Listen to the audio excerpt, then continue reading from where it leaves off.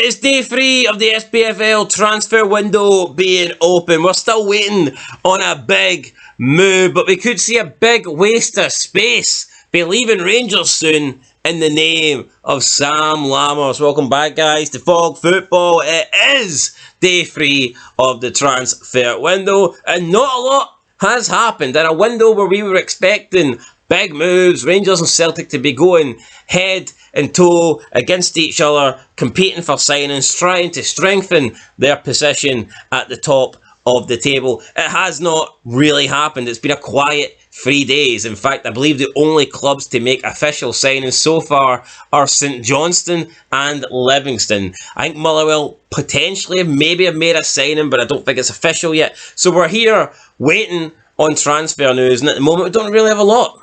I like it quiet. Sam Lammers is hopefully on the way out the door because Championship clubs and Dutch clubs want him on loan. Never mind Serie A. How about see you later? Cheerio. I mean, honestly, I don't know what Championship club or Dutch club would want Sam Lammers, but Rangers are never going to be able to recoup the money they spent on him. The best case scenario is a club loans him and you get rid of the wage. That is it. Because no one's paying millions for this guy. No, I mean, they could offer him as part of the swap for Shankland, but I'd like to hope that Hearts would shoot that down. Would you take a couple of million in Sam Lammers? He's a fucking donkey. Nah, no, definitely not. No? No. Not a chance? Not a Scooby chance, no. It's not happening. 26 years of age, few years younger than Shanks. I mean, he could be fucking 19 and I still wouldn't take him. I just don't. But he'll go to the Championship. He'll go to an Eredivisie team, right? He'll get one goal in like 23 appearances. And what are Rangers supposed to do with that? Not a lot. Well, I just fucking Michael Beale, man. The mole-faced wonder. What was he doing? He looked into these players' eyes and he seen that they had what it took to play for Glasgow Rangers, and he should have fucking stared into their eyes for a wee bit longer. What sort of logic's that? Well, that's what he done. Nah, but what sort of logic is that? I need to know. One that didn't work. He must have been looking at his mole. His magical fucking mole. Because, I mean, Sam Lammers is mince, but I'll tell you what could be mince. Celtic signing Lawrence Shankland because they're credited with interest, and also Middlesbrough, Hull, Southampton, Everton, Sheffield United. Who is going to put in the biggest bid for Shankland? At this rate, who doesn't want Lawrence Shankland? Pretty much every team you can think of just got mentioned there. Premier League teams, Championship teams. Real Madrid in there. Real Madrid, oh, the new Ballon d'Or, Mr. Shankland. Look, it's no surprise Shankland is scoring goals, and when you're a striker that scores goals, you're going to attract interest, and that's exactly what he's doing. I've no doubt in my mind that Shankland would be a great addition to all those clubs, and he probably is at a level higher than Hearts, but I still hope Hearts can hold on to him, and if they can't, they need to demand that they get the money that is required for Shankland, the money that is deserving of Shankland's ability and his goals, and for me, that has to be at least £5 million, and I know that would be a huge transfer. It's unlikely that a Scottish team's going to pay that for Shankland, but it has to be with Hearts.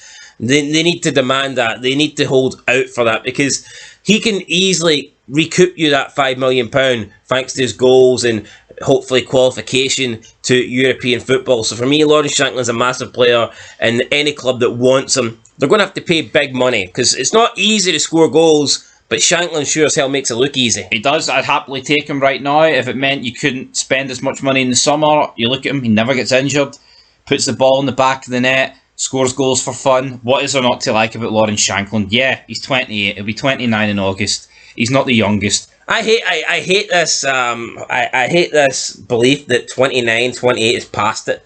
Oh, Kyogo can't go to Tottenham because he's 28.